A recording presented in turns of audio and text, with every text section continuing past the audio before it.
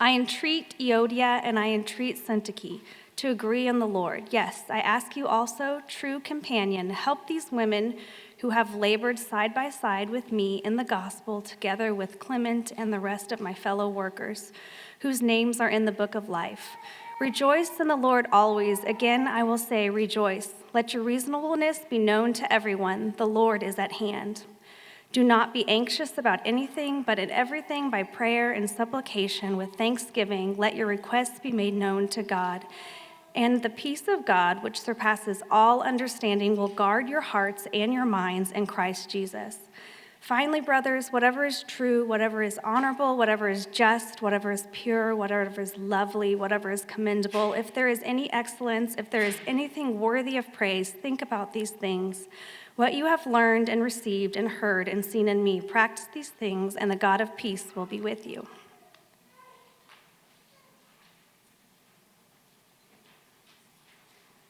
Thanks, Mariana. Well, we are continuing our sermon series in Philippians, and this morning, as Mariana just read for us, we come to chapter 4, verses 2 through 9. But before we get into our passage this morning, I do just want to take a moment to acknowledge that it's Palm Sunday. And so if you're not familiar with what that means, Palm Sunday marks the story that we call the triumphal entry. And you might be familiar with this story when Jesus rode into Jerusalem on the back of a donkey, and people were waving palm branches and laying their coats down in front of him and joyfully celebrating as he made his way into Jerusalem less than a week before he would be crucified. And so Palm Sunday marks the beginning of what really is like the most important week for us as Christians. We are who we are because Jesus died on the cross in our place, which we'll remember on Good Friday, and because of Jesus' resurrection, which we'll celebrate on Easter Sunday.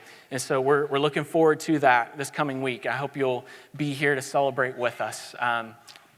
This morning, we are going to continue our sermon series in Philippians, and as we do, we're picking up this week right where we left off at the end of John's sermon last Sunday. So if you remember, John ended last week with Philippians 4:1. It says, "Therefore, my brothers, whom I love and long for, my joy and crown, stand firm thus in the Lord, my beloved." And last week, John showed us how that verse connected to what came immediately before it in chapter 3, verses 17 to 21, related to standing firm against worldliness.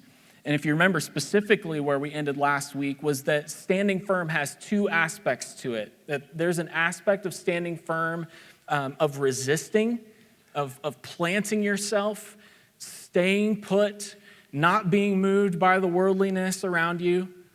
But there's also an aspect of waiting, of fixing our eyes on our true homeland and our King, Jesus, who we long for the day that he will come and transform our lowly bodies to be like his glorious body. And so part of standing firm is not only resisting and staying put against worldliness, it's also eagerly anticipating and longing for the return of Jesus and the resurrection that we'll experience when he comes. And so in that sense, chapter 4, verse 1 here, it's more than just Paul's final word on the paragraph immediately before. It's really the culmination of everything that we've seen so far in the book of Philippians. Like this entire book has been shaped by those two ideas of standing firm and pressing on. And we've talked about it from the beginning of this series, how Paul's purpose in writing this letter to the Philippians was to encourage them to stand firm as a unified front, striving side by side for the advancement of the gospel. So do you hear both aspects in that? Stand firm as a unified front, like lock arms and don't be moved. But the goal is not just to not give up ground, it's to advance. It's to strive side by side to advance the gospel, to press on and strain forward together with the good news that Jesus is Lord. And so we've seen both those aspects along the way. We've seen both aspects as well in the verse that we've been reading every week as our benediction, Philippians 1:27. You can probably quote it from memory by now. "Only let your manner of life be worthy of the gospel of Christ, so that whether I come and see you or am absent, I may hear of you that you're standing firm in one spirit, with one mind, striving side by side for the faith of the gospel." So again, striving or standing firm in one spirit with one mind, and striving side by side to advance the gospel, pressing on. And we've seen it the last few weeks in chapter 3 as well. Like in the face of opposition, as they stand firm to strive side by side to advance the gospel, what does Paul urge the Philippians to do? To strain forward, press on toward the goal for the prize of being resurrected when Jesus returns.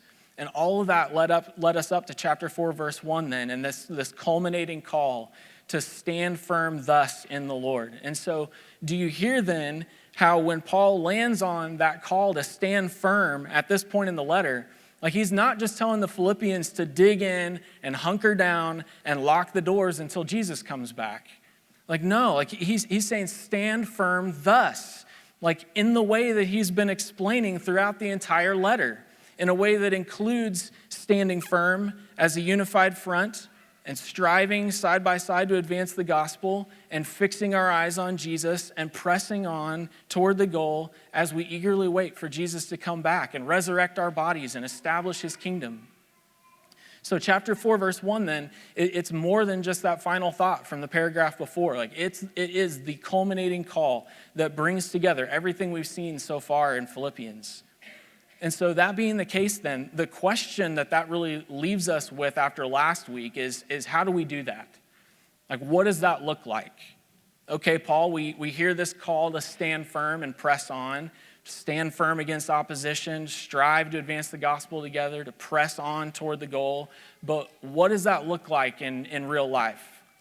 Because, I mean, here's the thing, like so far in this letter, the examples that Paul has given are pretty extreme, right? I mean, you've got Paul who's been arrested and chained to guards while he's waiting for his trial at court that will determine whether he lives or dies.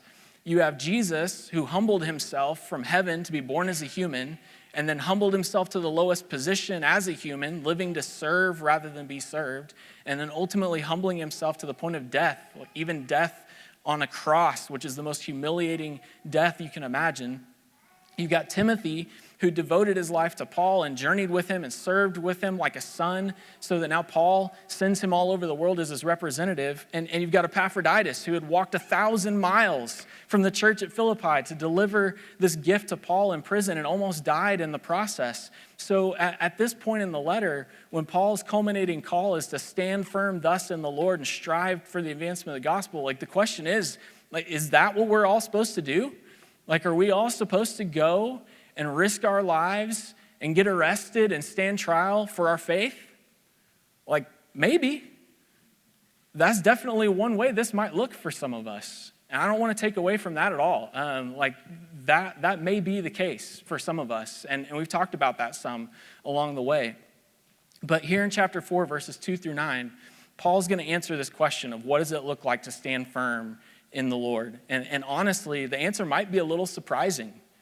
And it might even be a little bit disappointing for some of us. Like, we can be a little bit like Naaman in the Old Testament in 2 Kings. Like, you remember that story? Naaman was the commander of the armies of Syria, and he was a really important man. But he had leprosy, and leprosy is this horrible disease that would eat away at your body. And so Naaman went to the prophet Elisha to ask him to heal his leprosy. And you remember what Elisha told him to do? He told him to go wash in the Jordan River 7 times, and he'd be healed. And you remember how Naaman responded to that? Like, at first, he wasn't going to do it because it sounded too ordinary. Like, he thought Elisha would come out and do some dramatic ceremony, wave his hands, say some magic words or something, and make the leprosy go away. And so he was disappointed and even offended that Elisha would give him something so normal and so ordinary to do instead. And it took his servants to challenge him with how amazing this news actually was to get him to do what Elisha had said and be healed. And I think we can respond in a similar way to what we're going to see in our passage this morning, because what we're going to see here is that Paul's answer to the question, what does it look like in everyday life to stand firm and press on, it's not dramatic. It's not extraordinary in the sense that we can want it to be. Instead, it's going to sound really ordinary and really normal. But in the same way that the normal, ordinary instructions that Elisha gave to Naaman were actually like the most extraordinary and miraculous thing that he could do, in that same way, these normal, ordinary instructions that Paul's going to give the Philippians and us here in chapter 4, when you see them in the light of the rest of this letter, like these are going to be some of the most radical, extraordinary things that we can do. Because by doing these normal, ordinary things that we're going to see here in these verses, we're actually standing firm against the opposition in this world, striving together for the advancement of the gospel, and pressing on toward the ultimate goal of the resurrection when Jesus returns.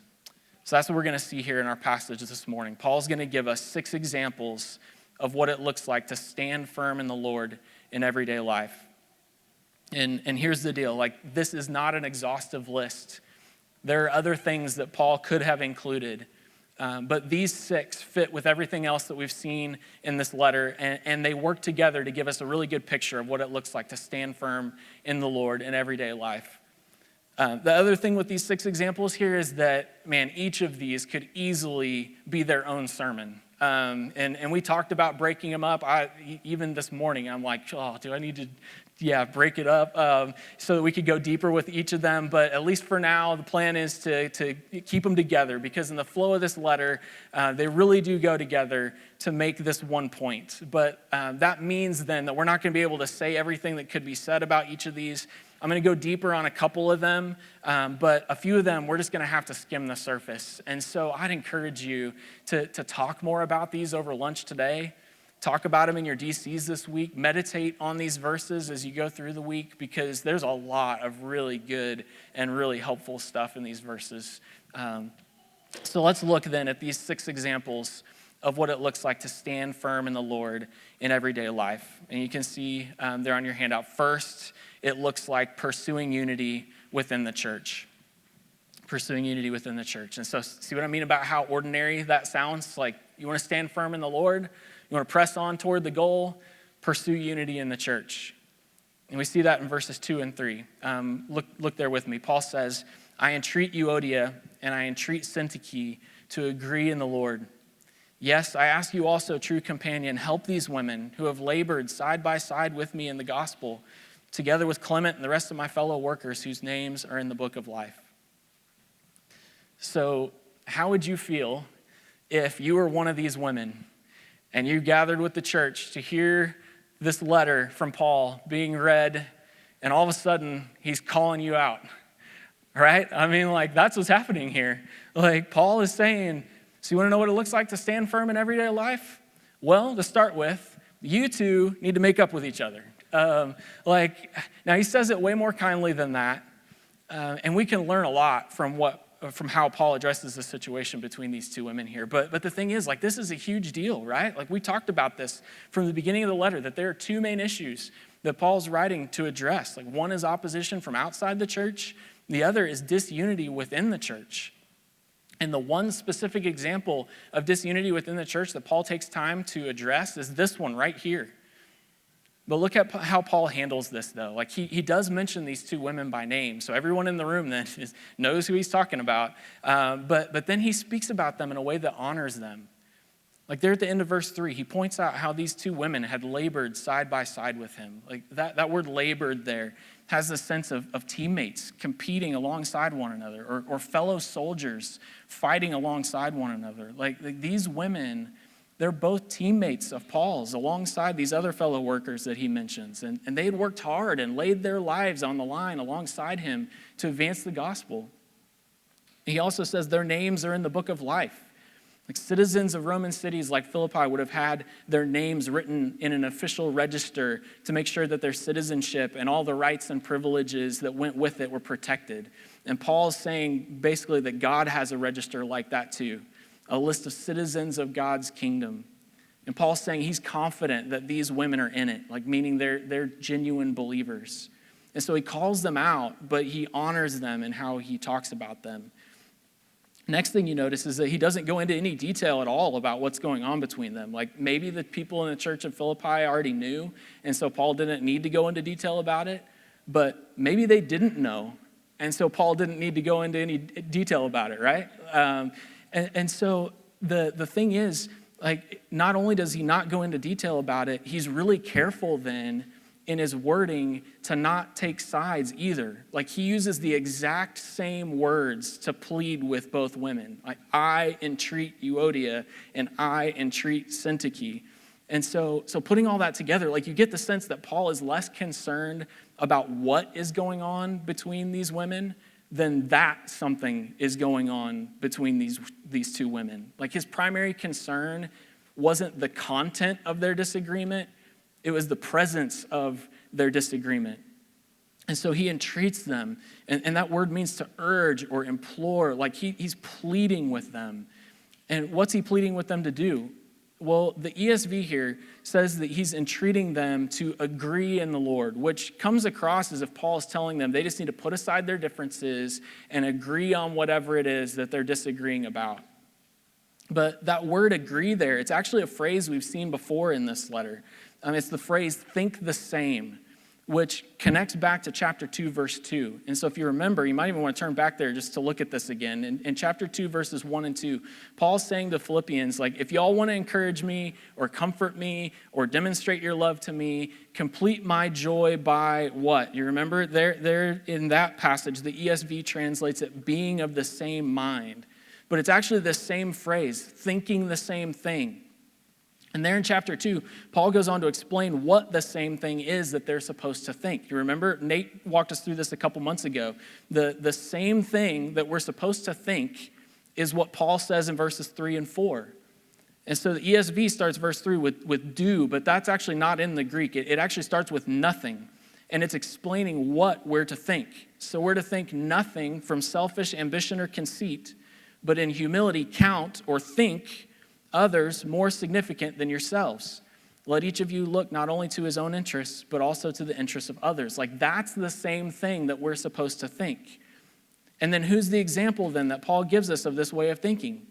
Like, it's Jesus, right? Like, that's what he's doing there in verses 5 to 8. Jesus is the example of this selfless, humble mindset that does nothing from selfish ambition, but counts others more significant than ourselves and looks to the interests of others ahead of our own.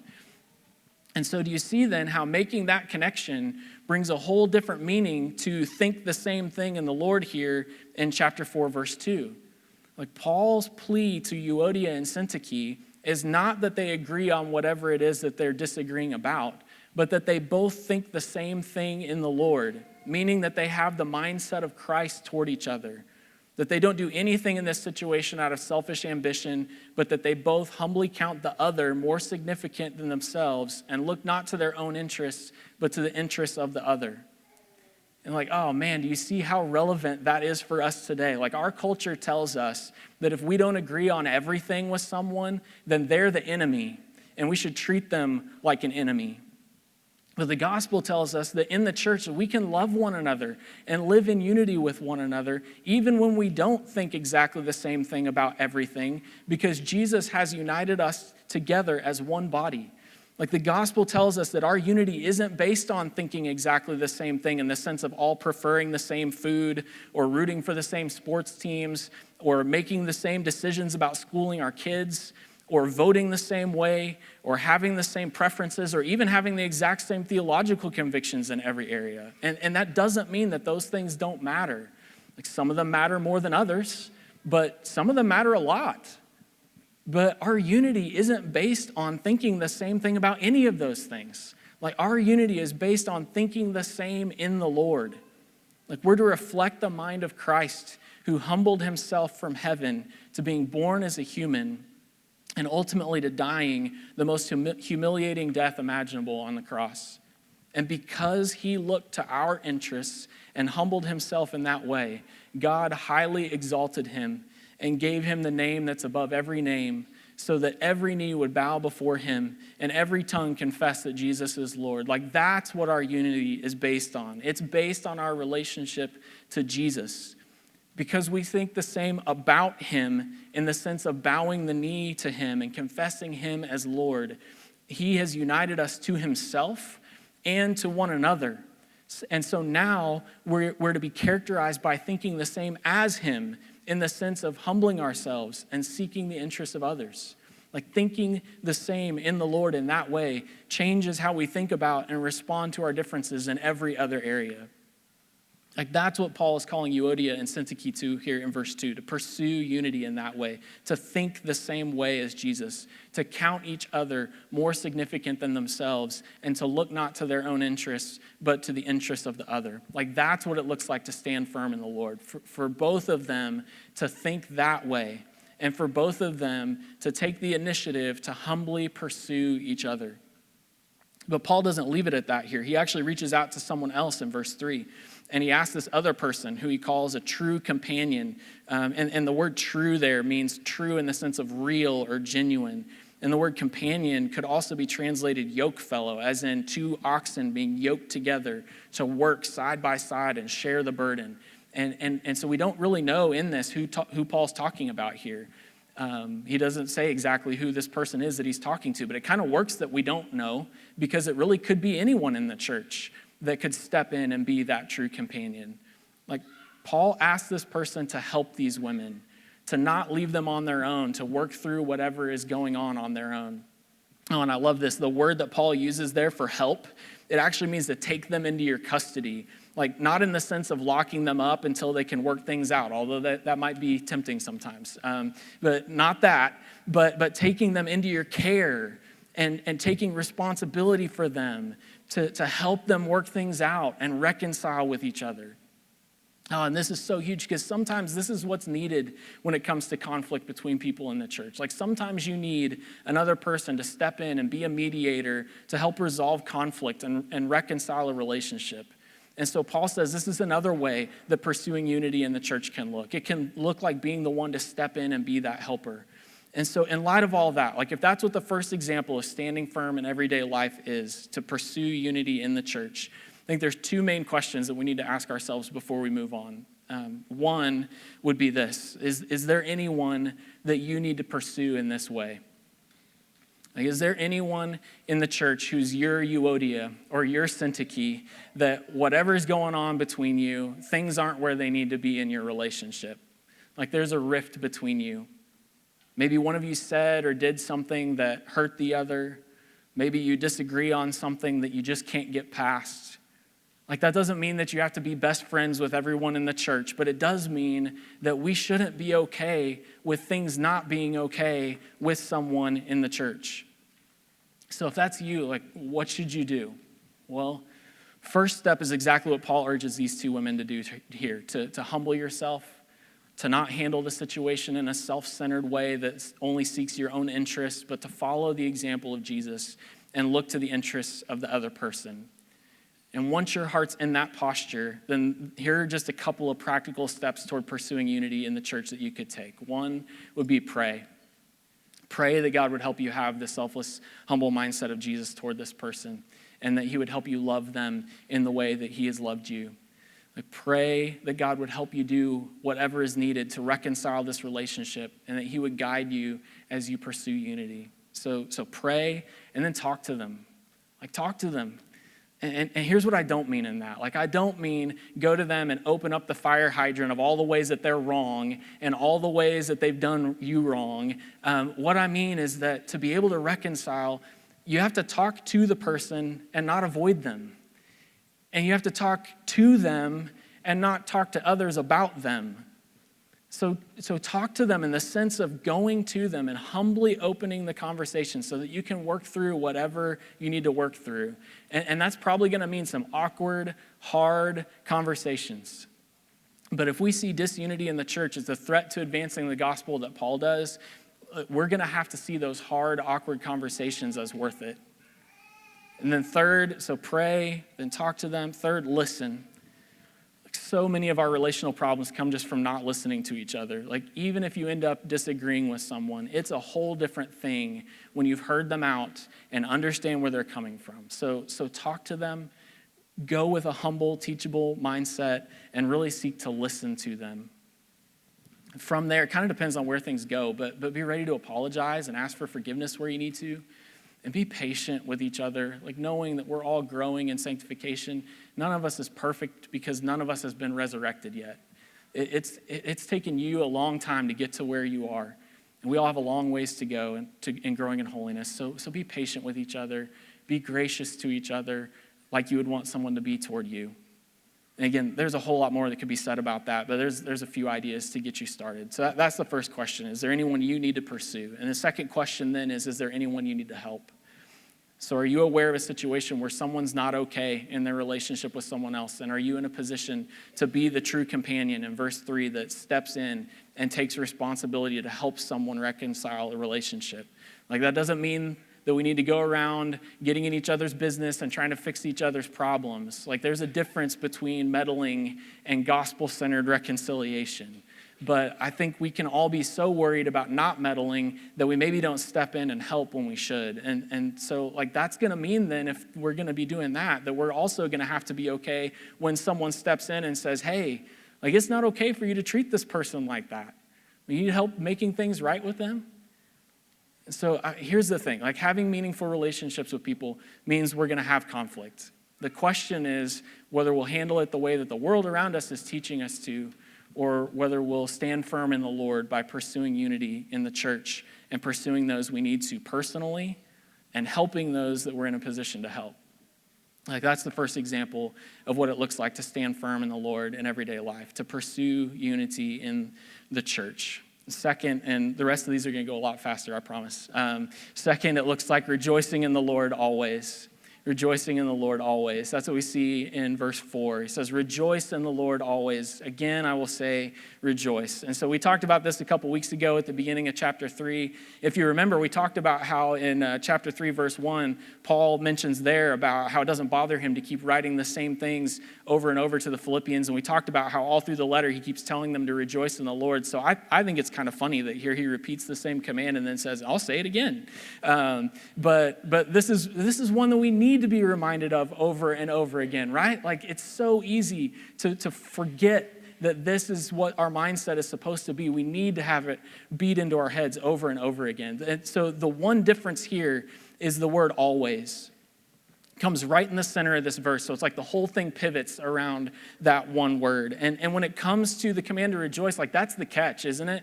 Like, it's one thing to rejoice at certain times, like when everything's going well, when everything's comfortable, when things are easy. It's a whole other thing to rejoice when things are hard, when you're suffering, when things feel like they're falling apart. But remember where Paul is when he's writing this letter to the Philippians. Like, he's chained to a guard, waiting his trial at court that will determine whether he lives or dies. So it carries some weight when Paul tells them to rejoice in the Lord always, right? Like this doesn't mean that we're not allowed to feel pain or grief or sadness when we're going through hard seasons or when we're suffering. Like, this is not fake happiness.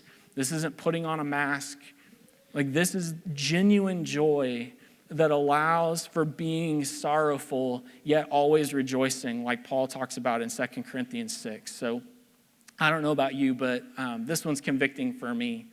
Like, the question is, am I characterized by genuine joy in the Lord, whatever situation I'm walking through?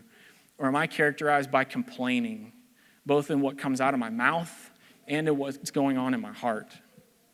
And if that's something you struggle with like me, the key words here are in the Lord. And we talked about this a couple weeks ago in chapter 3, verses 1 to 11. We saw in Paul's example there that rejoicing in the Lord looks like rejoicing in Jesus' surpassing worth, rejoicing in Jesus' righteousness, rejoicing in Jesus' resurrection. Like, that's where our focus has to be. When our eyes turn inward and focus on ourselves, then we begin to complain. But when our eyes are fixed on Jesus, he remains constant, no matter our circumstances. So our joy remains steady and unshaken in him. Like, that's the second example of what standing firm in the Lord in everyday life looks like. It looks like rejoicing in the Lord always, no matter what we're going through. Third, it looks like striving to be characterized by reasonableness. That's what Paul says next here in verse 5. He says, let your reasonableness be known to everyone. The Lord is at hand. So I'm going to talk about three things briefly from this verse. What reasonableness means, the audience of our reasonableness, and the motivation for reasonableness. So first, what reasonableness means. The word itself means not insisting on our rights, yielding, gentle, kind. One commentator says that gentle forbearance is the idea. It's being level-headed. So reasonableness is a good word for it. It's responding to people and situations in a level-headed, gentle, reasonable way. It's the opposite of the high-temperature, hair-trigger, contentious tone and rhetoric that so much of news and social media and just the culture around us is characterized by anymore, and that we can be so easily drawn into as well. And Paul's saying, in contrast to that, we're to let our reasonableness be known. And so what about the audience of our reasonableness? Paul says we're to let our reasonableness be known to everyone, like all people, Christians, non-Christians, our kids, people on social media, people on the other side of whatever issue you're passionate about, like everyone. We are to strive to be characterized by and to be known for our reasonableness by everyone. And again, like, oh, this is so needed today. Like the gospel is going to be offensive in the culture that we live in. But that doesn't mean, and it doesn't give us the right to be jerks about how we speak truth. Like, it matters not just that we say the right things, but that we say them in a way that reflects the character of Jesus. And so again, like, that's convicting. Like, is that what you're known for? Is that how people see you in person? Is that how people see you online? Is that how people see you in the church? Is that how people see you at work or in your family? Would they say, man, I may not always agree with her, or he may not always agree with me, but they're reasonable. And look at the motivation then for being known by everyone for our reasonableness. See that at the end of verse 5 here. We're to be known for our reasonableness because the Lord is at hand. And that could mean a couple different things. It could mean that he's present with you, which is true. Like, you may not be able to see him, but Jesus promised to be with us always. And he is present with us through his Spirit. And so the question is that how you would handle this situation if Jesus were standing right next to you? Because he is. And this could also mean that he's coming soon, which is also true. He could come back at any moment. And when he does, we'll give an account for our words and our actions. And so in that sense, the question is this how you would handle that situation in light of Jesus' imminent return? Because he could come back at any moment. I think both are in Paul's mind here. In light of Jesus being with us, and in light of Jesus coming soon, we are to let our reasonableness be known to everyone. That's the third example of what it looks like to stand firm in the Lord in everyday life, to strive to be characterized by reasonableness. Fourth, it looks like fighting anxiety with prayer. Fighting anxiety with prayer. We see that in verses 6 and 7. It says, do not be anxious about anything, but in everything by prayer and supplication with thanksgiving, let your requests be made known to God. And the peace of God, which surpasses all understanding, will guard your hearts and your minds in Christ Jesus. Oh, this one's huge because I know that many of us in this room, myself included, struggle with anxiety.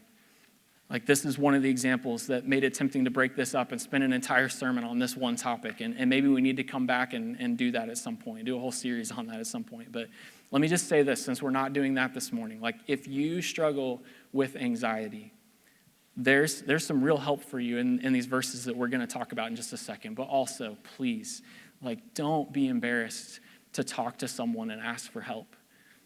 Come to one of us as elders. Like, we'd love to talk to you. Talk to your DC leader. Talk to Daniel or Clara Sylvester, who are counselors within our church. But please don't be embarrassed to talk to someone about it and think that you have to deal with your anxiety on your own. The thing is, though, here in these verses, Paul's not just talking to those who already struggle with anxiety. Like, he's addressing the reality that as we stand firm against opposition, as we strive to advance the gospel, like, we're all going to face situations and circumstances that could stir up anxiety in our hearts. I mean, just think about what the Philippian church is facing. They're facing opposition from outside the church in the form of false teachers and even persecution. They're facing disunity within the church, which stirs up its own kind of anxiety. And even sending out Epaphroditus to Paul and hearing he almost died and being anxious for him. Like, those kinds of situations are going to be part of the territory as we stand firm together as a unified front for the advancement of the gospel. And so how do we respond when that anxiety begins to stir up in our hearts? Well, Paul says here, don't be anxious about anything. Don't be anxious about anything. So no matter what we face, anxiety isn't consistent with the reality that God is sovereign over all things and that he's a good father who loves us and will do what's best for us.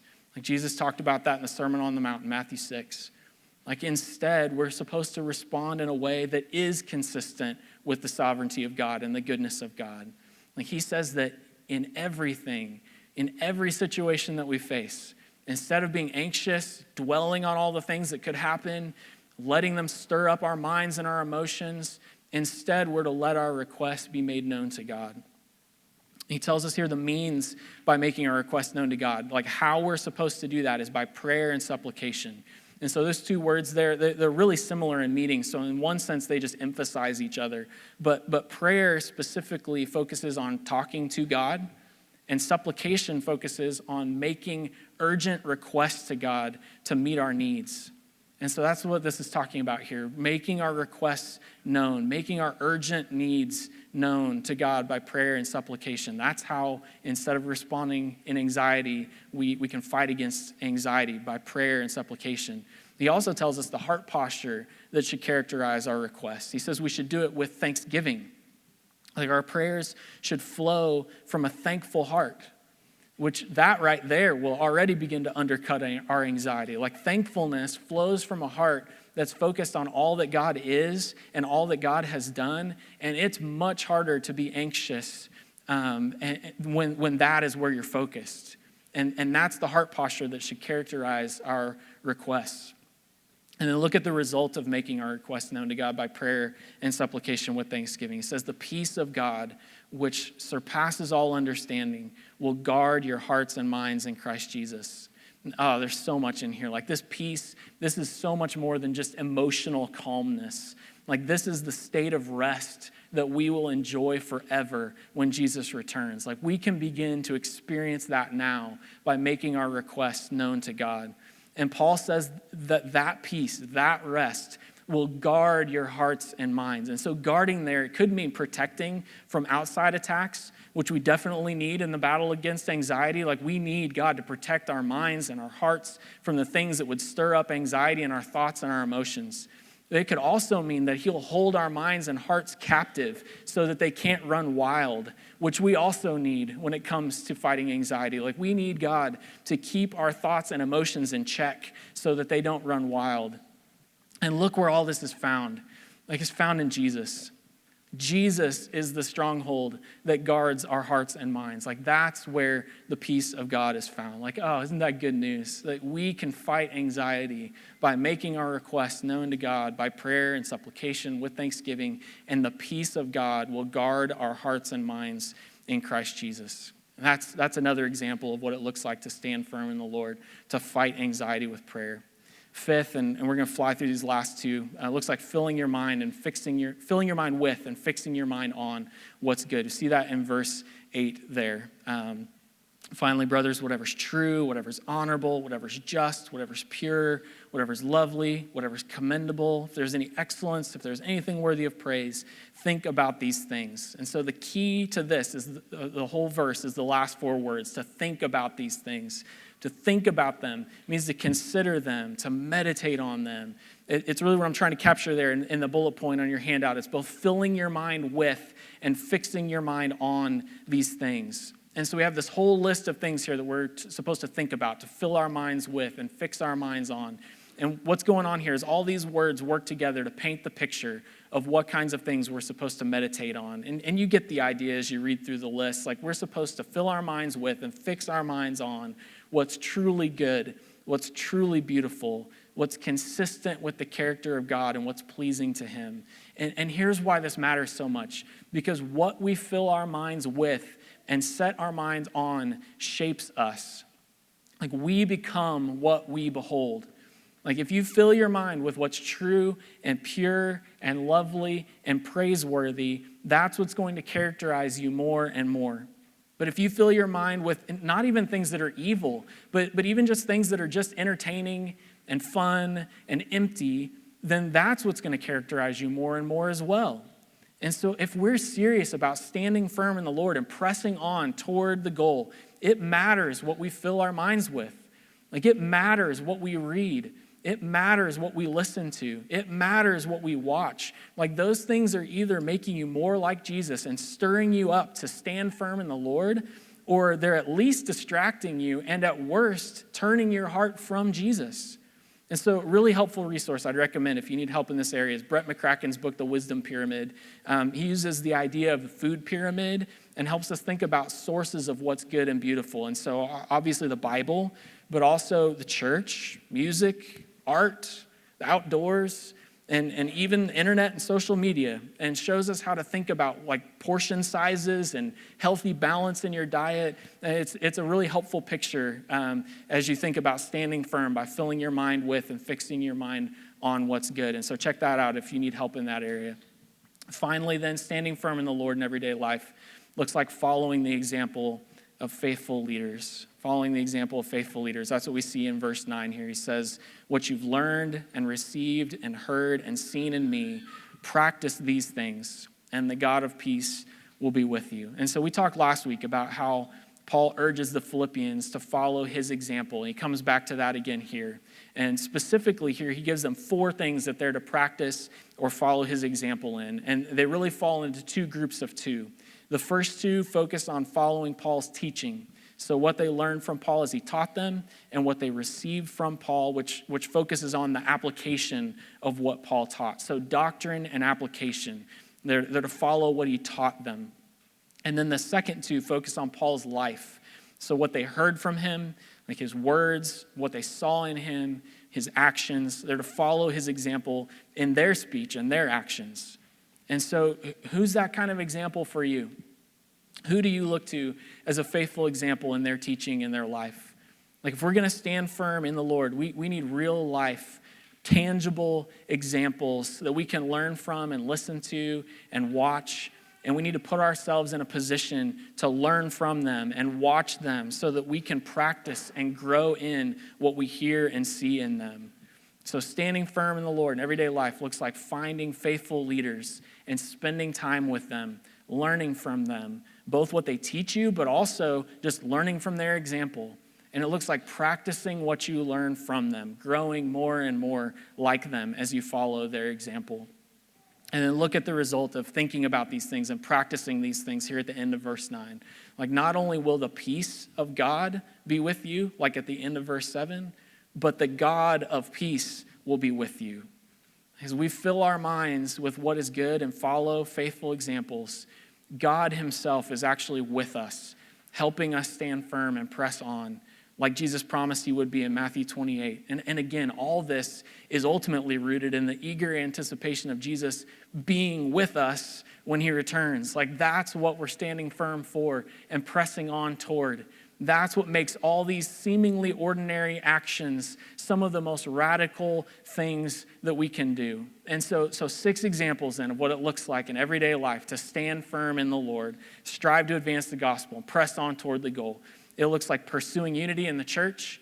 It looks like rejoicing in the Lord, being reasonable, fighting anxiety with prayer, filling our minds with and fixing our minds on what's good, and following the example of faithful leaders.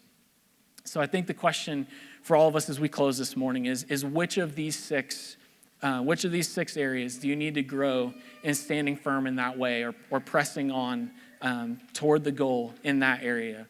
I'd encourage you to maybe go back through your notes and circle 1 or 2 that we walked through this morning that maybe stood out to you, and then take some time this week to meditate on those verses. Spend some time praying that the Lord would cause you to grow in that area, and then stand firm and press on in all of these normal, everyday ways, not to earn forgiveness, not to earn God's favor, but because Jesus has made you his own, and because he's coming back and will make you completely like him in that day. Let's pray together. Father, thank you for these normal, everyday examples that we looked at today, just in light of everything else that we've seen in the rest of this letter. Father, these calls week in and week out to stand firm, to press on, to strive forward, to advance the gospel, to fix our minds on Jesus and his kingdom to come, to live our lives for that day, to press on toward the upward call of God in Christ Jesus, the resurrection that's to come. All these things leave us with this call to stand firm in the Lord, and in so many ways, we want it to be this radical thing, and in so many ways, it looks like these normal, faithful, everyday things that you call us to do. And so, Lord, as we hear that this morning, I pray that we'd be encouraged, just that our everyday obedience and everyday faithfulness matters.